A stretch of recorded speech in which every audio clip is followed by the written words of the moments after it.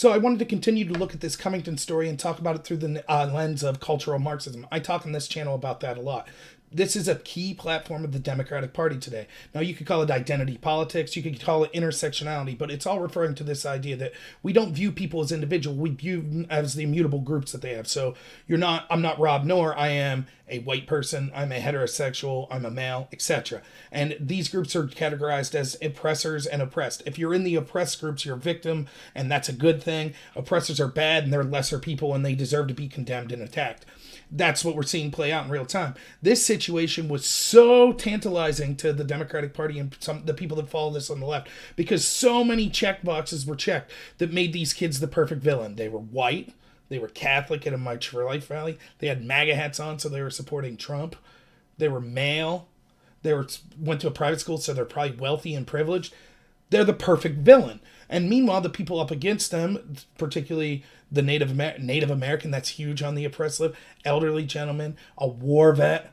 Now, it turns out that the war vet thing is getting renounced. He apparently exaggerated a lot. He's not really a Vietnam vet. He says a Vietnam Times vet, and there's all kinds of investigations into whether or not he was in what his role in the service was. But nonetheless, he's portrayed as the ultimate victim, the ultimate underdog going against these super privileged, white, brat, evil, racist, scumbag oppressors. That's why the story grew legs. Now, when the story starts to fall apart, when you see the facts, one, you see a lot of people that are like, don't care. The fact they had the MAGA hats on proves they're racist. It's still the face of white privilege. They're still punchable. You saw all these, not just from random people, like actual celebrities, people with blue check marks on Twitter, saying all this. This was the face of white patriarchy, white oppression, white privilege, racism, etc. So that was clearly the angle they were running with the story anyways. But a lot of people, as the facts came out, they had to switch tactics.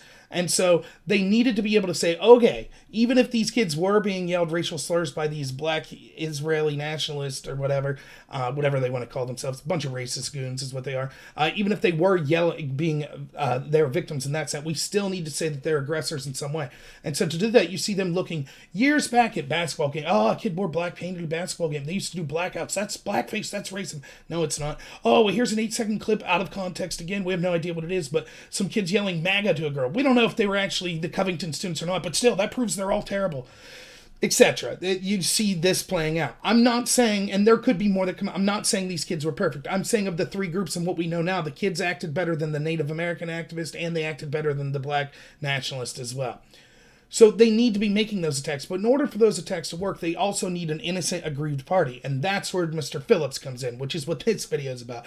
He's the Native American activist that's beating the drum. He has to be seen as the ultimate victim of this. He's innocent. That's why you saw the last video I just did, the views calling him a good Samaritan.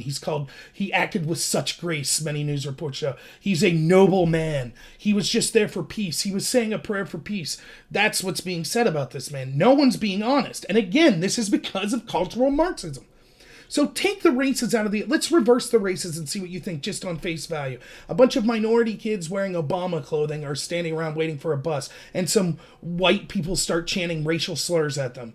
This goes on for about an hour, and then someone sitting by watching another person decides, let's say he's white or Hispanic or whatever, he decides he's had enough, walks right past the white racist people, takes a drum and starts banging it in one of the minority kids' faces.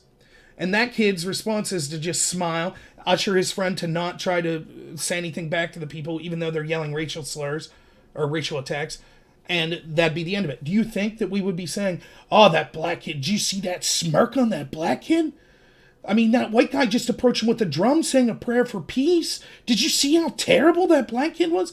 Of course not. The black kid would be hailed as a hero. He'd be on every mainstream media channel today talking about how that's how you handle a situation. And he would. It would be a great thing. That's how you handle a situation like that, with scumbags invading your face, cheering for racists, shouting racist things. And how dare those adults shout that racism? This would be a national tragedy. People would be talking about how white supremacy, how terrible it is in the country, accosting these poor black children.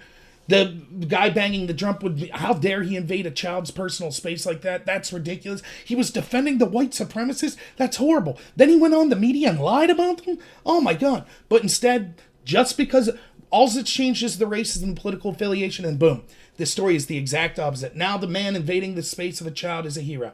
Now, let's look what else he did. He lied to the media about this. He lied first by implying or straight out saying that they surrounded him, which the truth's the exact opposite. He actually approached them and got in this kid's face. He lied saying that He might have been fearful, maybe that's true, but he said the smiling kid was blocking his escape path. No, that's a lie. You walked up to the smiling kid and beat a drum in his face. You then don't get to say, oh, I was afraid and he wouldn't let me buy him. The kid didn't move at all. It was the man with the drum, Phillips, who did this. He lied by saying that it was actually the white kids that were acting as beasts against these black preachers who were just preaching the Bible, and they were going to mob that. There's no example of that whatsoever. All we see is the black people hurling racial slurs at children. But to this Native American activist, he felt that proved, well, that it's the white kids that are the problem here, the ones that are the victims of the racial slurs. He may have lied about his Vietnam access, as we've said. I don't know. He at least grossly allowed for misinterpretation by saying he was a Vietnam time set, but that's hardly here or there.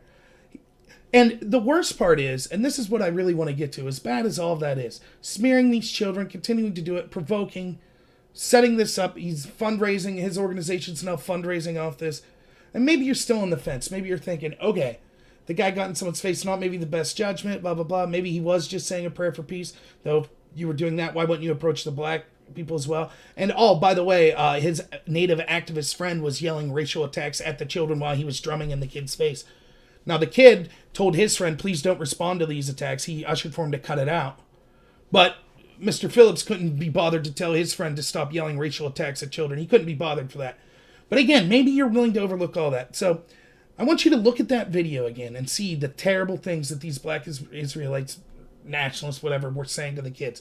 Keep in mind, they're glossed over totally.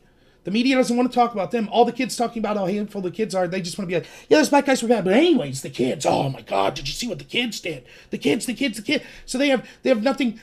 They're not going to defend the black nationalists, but they're just like, oh yeah, that was bad. But anyways, let's just gloss over that. No big deal. It's the kids' fault. The kids shouldn't have acted the way they did to the racial and homophobic slurs being yelled at them. By the way, they were calling them school shooters, as a friend of mine texted me and pointed out. Louis C.K. is basically drummed out of comedy by the same people on the left because he made a school shooter joke. But these black nationalists calling these kids school shooters, saying they're going to harvest the organs of the black student there. No problem with that. Don't hear anyone on the left complaining about that. That's just, whatever. They're white kids. Who cares what they've got called? No big deal, right? Who cares?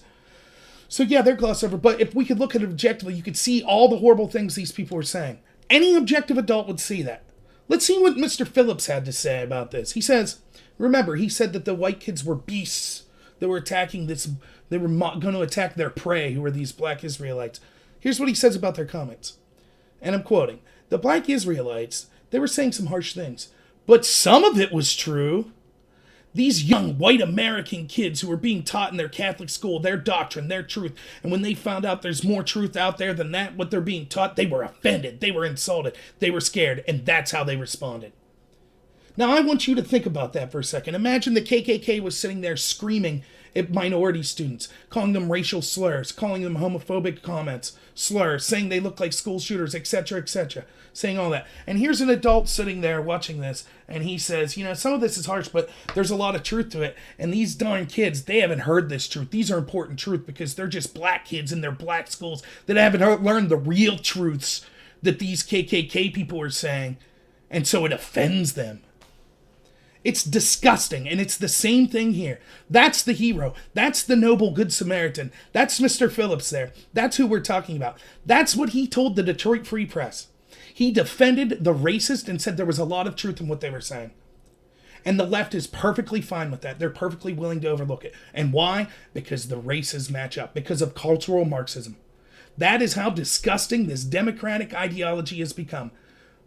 You're allowed to make homophobic slurs. You're allowed to make racist slurs to people as long as the colors are right. Black adult attacking a white kid with homophobic racial slurs, perfectly fine. Now you might, calling them school shooters, perfectly fine. Now you might say, wait a minute, but racism, homophobia, making fun of school shooters, those are all concerns of the left. That's things they're supposed to champion. Doesn't matter. An oppressed group, a minority said it, so it's okay. And he said it to privileged white kids, so it's okay. We don't get mad at that minority for saying that. We get mad and we dox and we attack and we make death threats on the kid that smirked. He smirked. Can you believe that? Oh my God. He should have groveled. And the Indian gentleman, oh my God, what a hero. What a noble, graceful, good Samaritan who was just saying a prayer for peace, who agreed with these noble African national, or black nationalists, African Israelites or Hebrew Israel. I don't know exactly what they go by. They're black nationalists, basically, is what they are.